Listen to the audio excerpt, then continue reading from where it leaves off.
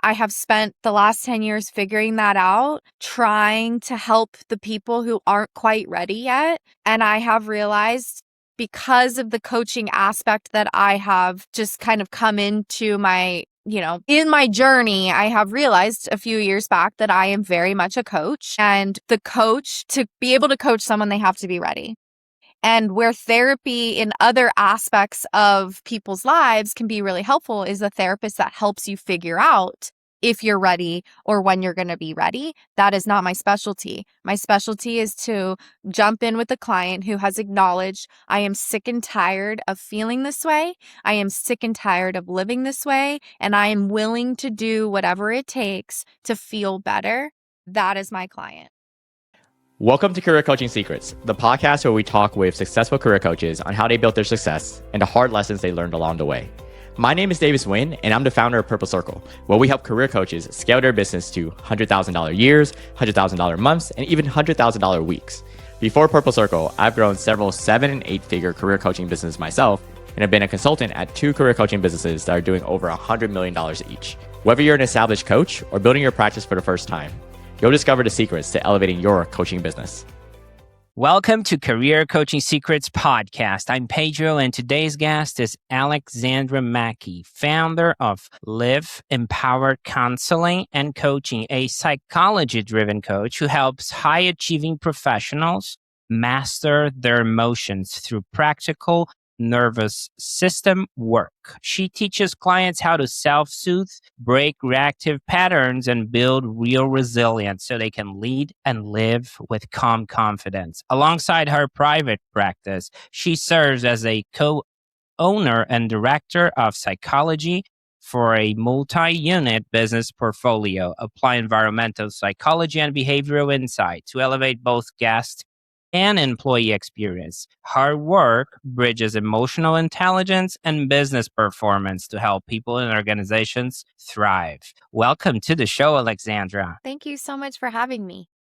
Yeah, it's great to have you, and I like to rewind a bit, because every coach has the moment where they look at their life and say, yeah, I guess this is what I'm doing now, right? And we talked about that before we recorded the podcast and how you were a therapist. But I want to understand that shift, right? Like, when was that for you? That you noticed the coaching was a calling for you?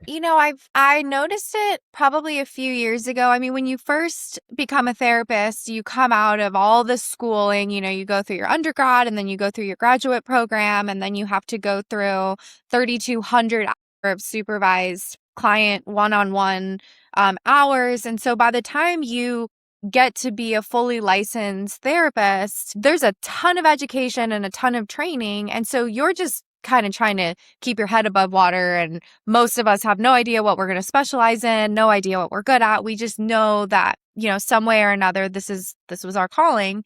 And so, a few years into being a fully licensed therapist, I realized that my approach with clients had a pretty big coaching component to it.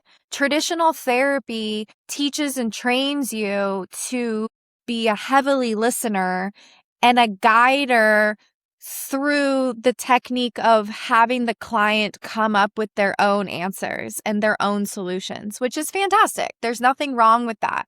But where I found my gift with people and where the real transformation was happening was to the education and them learning more about themselves, and then me coaching them and giving them very practical, real world things to do. Okay, we've talked about things. I've listened to how you feel. You know how you feel. Now what? How do I go from knowing and being educated in understanding the awareness piece to, okay, how does this change? Like, how do I get to have the thing that I want? And so I realized a few years ago, I'm actually really good at coaching, and that's where my strength is. There's the psychology, education, and guided background, but I am really good at coaching people. I'm good at giving you really what you might not be able to see, which is what people want. If everyone had their own solutions, we wouldn't need help, but usually we need some help figuring out what we don't know. And so that's what I'm really good at. And then about 2 years ago, I started to feel pretty frustrated with where I was in my career. I felt like it was just kind of more of the same every day. The therapy model is not a very business entrepreneurial minded model. And so I felt like I was working really hard. I was mentally exhausted. And I just was like, I quickly kind of started to realize like, this is not sustainable for the rest of my life. I cannot, if I'm feeling like this at that point, 8 years in, how am I going to be able to stay interested and inspired and motivated to keep doing this work for potentially the rest of my career, hopefully until I'm done working? And so I started to feel frustrated. And, I lived in frustration for probably about a year. And then about a year ago, I started to kind of think about how can I grow my business, change my business. I started going down the developing like an online masterclass route. And I went through, I recorded a whole entire class. And then I just kind of got to the end of that and I was like, I don't love this. This is feel exactly where I'm at right now. Okay, you have a class, but then how do you market it? Where do you get the leads to buy the class? How do I put myself out there? And then that kind of came full swing to also this concept that I have lived by, which is work smarter, not harder. And I was like, okay, I don't know how to launch a course. I've never done it before. I'm having to figure this all out on my own. That's frustrating in and of itself. So I got frustrated with that whole process. And then that's where I was like, okay, I think I'm ready to figure out how to change my career a little bit. I think coaching has way more of a business growth model to it than therapy does. I'm not saying that you can't make money in therapy, but coaching model has a lot less red tape around it. And so I realized about 6 months ago, I'm going to figure this out. I'm going to change my business and I'm going to go into the coaching direction. But then, when you make your mind up, then you're faced with a whole new slew of problems and having to figure out how to get the solutions and how to actually, you can say you want to grow, but actually growing and saying you want to grow are very different. And so that's kind of how I got to where I'm at. I have I have a successful therapy business that I've grown by myself. I've run by myself for 10 years. And how do you change that completely into coaching? It's not easy. And so I'm 6 months in, and it's very exciting, but also scary. Right.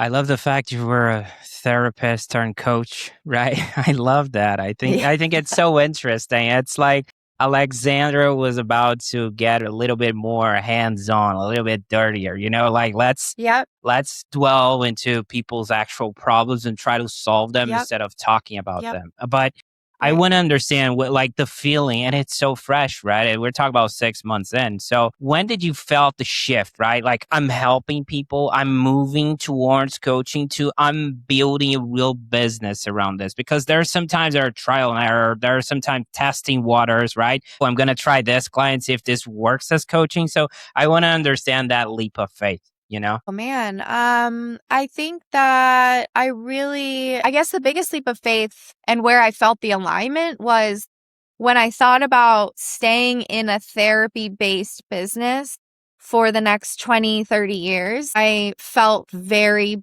burnt out and I felt really kind of inspired to quit. But when I thought about coaching and where that can lead me and what I can actually do with coaching, I felt energized and excited. And so that was kind of the leap of faith. It's like the feeling state behind it. I don't know exactly how to get there and I don't know exactly what's going to come, but I had to kind of align with I don't feel good staying where I'm at. And I feel really excited and energized with this different kind of route in my career. And so that was the leap of faith. I have to, something I am really good at is following my intuition.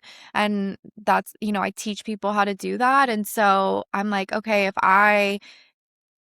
something I saw somewhere, that Davis talked about was, coaches, therapists, whatever you are, whatever you're doing for the world, for your clients, whatever business you're in, if you're not receiving the education to be better at what you're doing, then what are you doing that for other people and telling other people how to lead their lives if you're not doing that for yourself?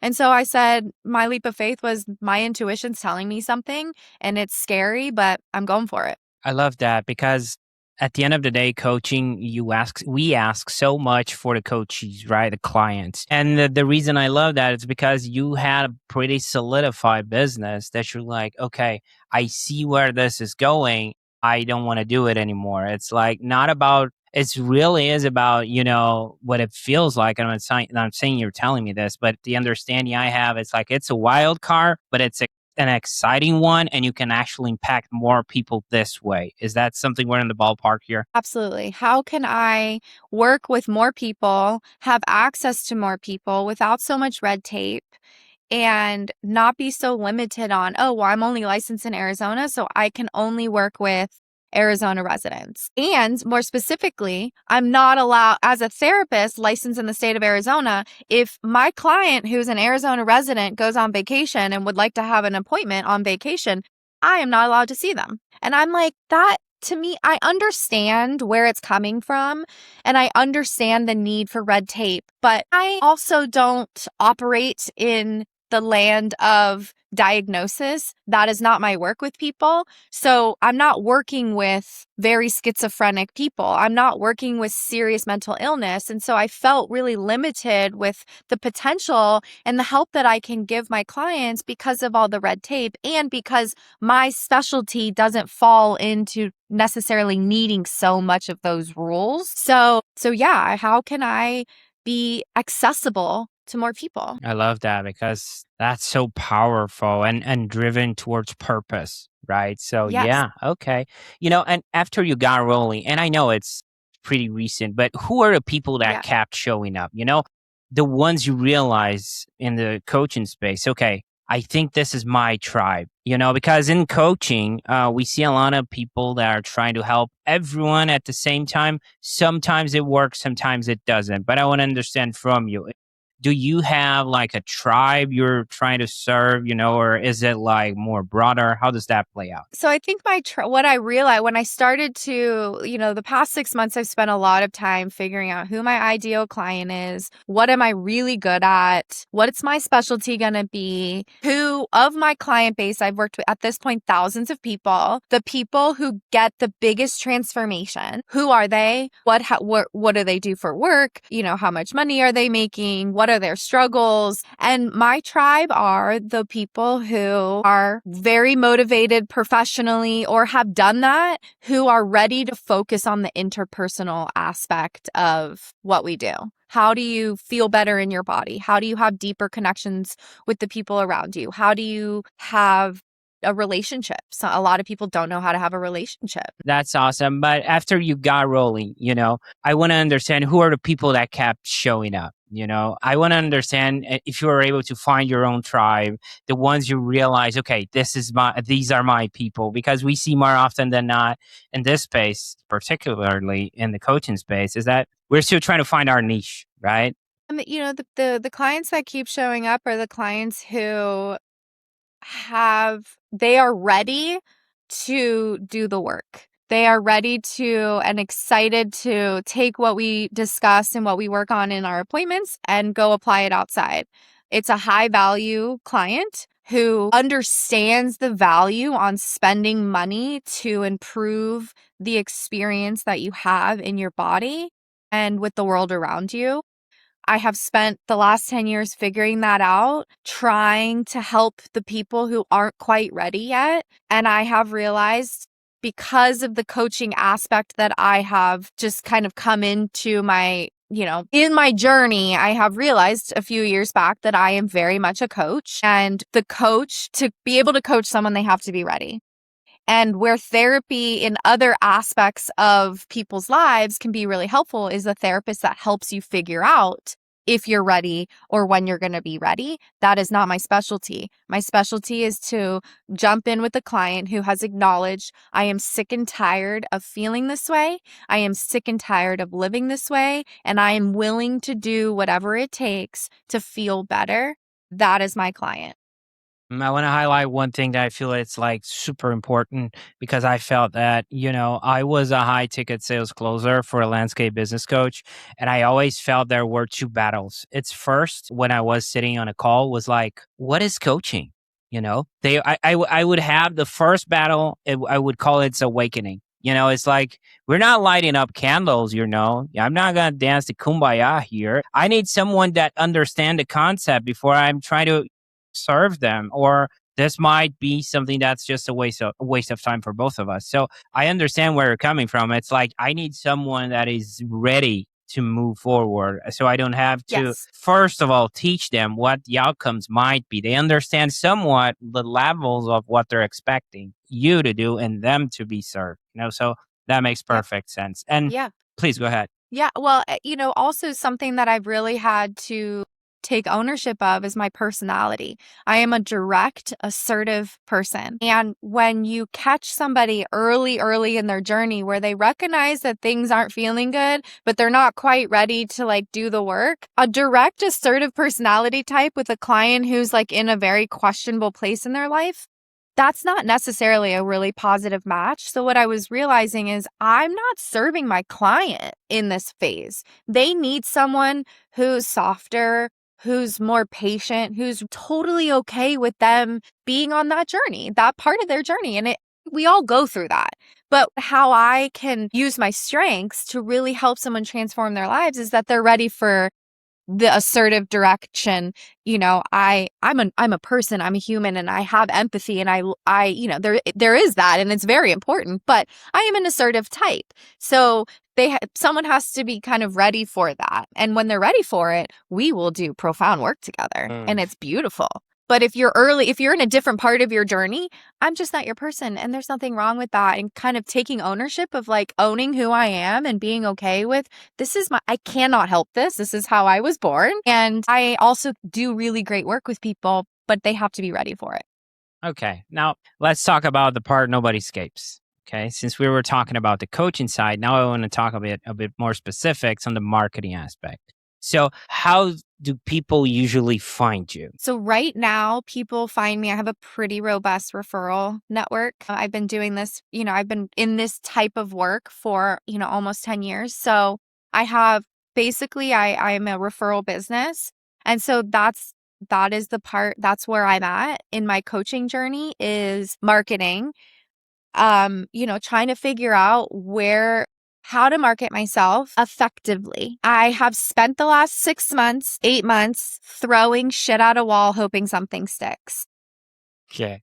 And it is very frustrating and it's expensive. And so that's where I'm at is like, okay, I need to figure out where to spend my time and then where, if I need to spend the money to market where I'm going to get an ROI. I'm kind of at the place now where I'm sick of, I have my referral business that's worked really well, but that's not a growth strategy. So how do I market to grow and to get the leads every week? Something that I saw in one of the episodes with Davis is like, when you have those weeks where you have no leads, it's like, shit, like I don't know what to do. What's happening? This is not going to be sustainable. And so, in full transparency, I'm at that place where I'm not trying to grow my therapy business. I'm trying to grow my coaching business. I know how to grow my therapy business. I don't exactly know in my niche how to grow my coaching business. I love the And that's fact that scary. you're some steps ahead of most coaches, and I'll tell you why. They take some time eventually to understand that referral-based lead gen has a ceiling. There is only so much you can do with referrals. They're the best of the best, 100%. But Yep. Love my referrals, but yep. of course, everyone does. But there's only so much they can get you so far. Right. Now let's talk business for a second. So people find you, right, through referrals or some stuff you threw on the wall that actually, stick, and they Yeah. resonate with your work. And eventually they want to know Yeah. what working with you actually looks like. So everyone builds their coaching business a bit differently. So when someone actually becomes a client, what does that experience look like right now? So the first session or two is really getting to know each other, more specifically me getting to know my client. Who are they? Where do they come from? What's their life experience has been? usually through an hour or two of conversation, you start to you're revealed core beliefs, perspectives, a lot of what doesn't work. And then I have my clients go through a full life analysis. A document. It's a financial analysis, personal relationship analysis, parenting, marriage, or significant other if they're in one. And I have them break down what works in this area of your life, what's not working, what would you like to have, what would you like to see improved. So that kind of gives me, but really actually the client, an opportunity to sit down and spend some time really honing in on every aspect of their life to figure out what is actually working and what's not. Because we all know that I'm not happy, right? But what's actually making me or contributing to me not feeling very happy? And when you start to see the different parts of your life and what's, broken down into, very specific questions, it starts to be revealed okay, and that's where we start, right? As we start tackling the different parts of your life, while also acknowledging that the human experience is complicated and layered, and you cannot just go from step to step to step to step to step, at least in the work I do. So while we've got a big picture we're kind of working on, I very much acknowledge the where the person shows up. You come to an appointment with me, who the hell knows what happened in the first part of your day? Or sometimes we have to make a pivot and kind of break down what happened, and let's talk about it, and let's figure out what didn't work and what can you do differently next time, and this is why, and this is the psychology and the neuroscience behind what happened and what to do differently. But it's all linear because it's you are the person that's the root of the big picture and the moment to moment picture. So there's kind of a long-term aspect that we're going for, the bigger goals, which is, how do I feel peaceful in my body? How do I have deeper connections with myself and with the people around me? And how you do that is by dissecting every interaction you possibly can give me. I will go in it with you and I'll be, oh, okay, right there, you said X, you had this tone, you said this word, and we break down the art of communication. Trigger words that you don't even realize, saying always and never to your child, a friend, a partner, that's a trigger immediately. And you don't even realize that your whole interaction with someone, you lost it in the first word you said, which is you always, and then whatever you said to them, right? So it's really kind of just dissecting everything we possibly can so you can see and understand why it didn't work, which will help you then be able to and be willing to learn something more productive, which will work in the future. I want you, please, to walk me through an example of something you see as clear as day as a difference between therapy and coaching. And I think you kind of browse through it. They say X, Y, and Z at this moment. When you're in the therapy session, maybe you just don't say anything, or in the coaching session, that's a problem. I just want to understand, and our audience to understand, because you're a therapist for over 10 years. So this is really interesting. So the clear difference would be if someone comes in and they say that I'm really unhappy in my marriage. The therapy route would be spending an hour or multiple hours over multiple sessions, asking questions that are leading questions that help the client come up with their own, well, I just thought of this, and what about this? And then my job as a therapist would be well, how does that make you feel? Or if you were to have done it differently, what do you think would be the outcome? So it's very open-ended, right? Coaching with me specifically is, yes, they tell me something, I go, aha, right there. The example you brought up, right there. That is most likely why X, Y, and Z happened. And what I want you to try to do in the future is I want you to take a deep breath. I want you to acknowledge that you're going to have a lot of anxiety and your brain is going to tell you every reason under the sun why not to take a deep breath, and I'm going to give you the feeling state that you're going to feel before you do the thing. And then I'm going to tell you what to do. And then I want you to it's an experiment. Just do. I have a lot of experience in this, so just try it. as an experiment and see what happens. And then I want you to come back to our next appointment and I want you to tell me what happened. And then we take human experiments in the form of improving our lives. And then they make their own, they're like, oh, it's working, or it didn't work. Okay, why didn't it not work? What happened? Tell me exactly what happened. What were you feeling? What were you thinking? What was your behavior like? What was the person witnessing you? What were you wearing? And tell me, oh, I was hangry. I actually realized I hadn't eaten, and just the tone. I said everything you told me to say, but my tone was off. Interesting. Okay, so next time, don't do the thing unless you've slept well. Like a hard conversation with a parent, setting a boundary with a parent. Make sure you've slept well. Make sure you're in a decent mood. Make sure that you've eaten. And then you have I call it like an internal to-do list. There are things that we want to do and that we need to get done, like having a hard conversation with a parent, setting a boundary with them. But just because it's on your to-do list doesn't mean you go on Monday at 2:00 over to their house and you swing open the front door and you sit them down.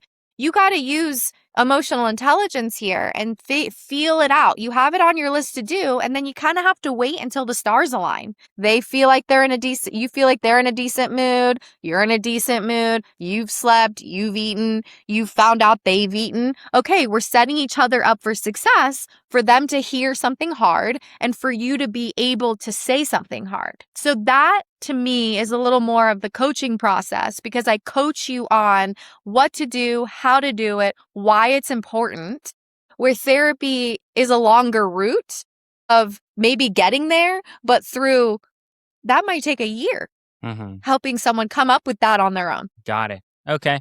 Appreciate it.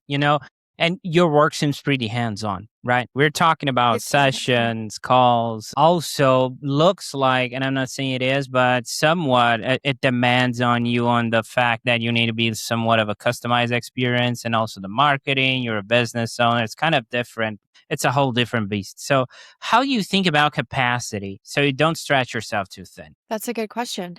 I know what my capacity is.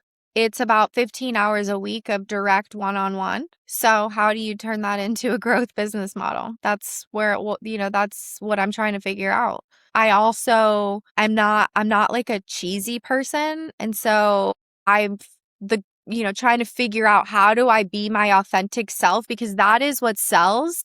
And I'm very good, once I get a person on the phone that's like a potential client, closing the sale essentially is my strength, because I don't try to bullshit them. I don't try to sell them on. I just talk to them like a person, and I also utilize my own experience being a human being, and it sells almost every time if I can get them on the phone. Getting the lead for me, is a bit of, that's what I'm trying to figure out. So I'm still trying to figure that out. How do I maximize my availability and reach greater numbers? And what's my capacity? Because it is very taxing. You're getting in to the nitty gritty, and someone's very sacred experience. They're sharing that with you. So you have to be like 100% in it with them, because that's the work. Yeah, like you said. So I'm still trying to figure that out. Yeah, makes perfect sense. And like you said, you have to be you need to cover the foundation, the basics, to be able to deliver. Right. So yeah, 100%. Yeah.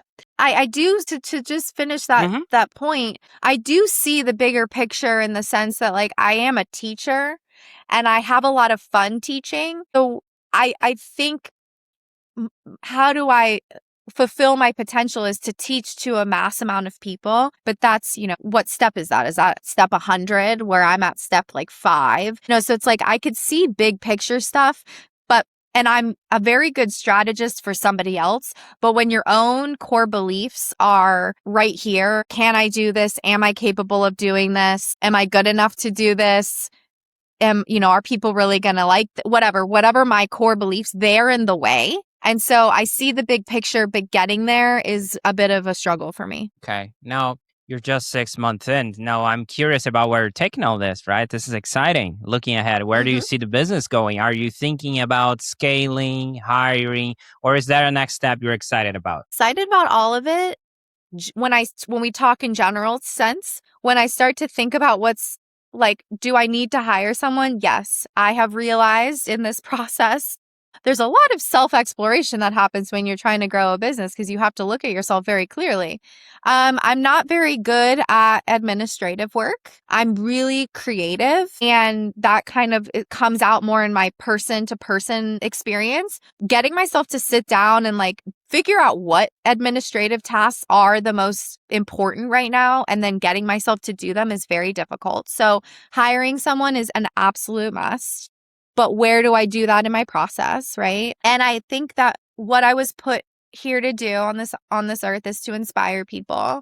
And so I think I can do that on a bigger scale. How to, teaching, putting on seminars, workshops, motivational stuff, like helping people see their own potential is my gift. Great. And of course, whenever we're aiming towards the next chapter, there's always something we're refining in the present, right? So, what are you currently trying to improve or tighten up in your business? What am I not trying to improve and tighten up on is the question. um the business aspect, I think I'm good at the person, the people part. What I'm not good at is running a business. A lot of the, I think a lot of entrepreneurs can resonate with, we get the idea and we're really inspired by the creative piece of entrepreneurship.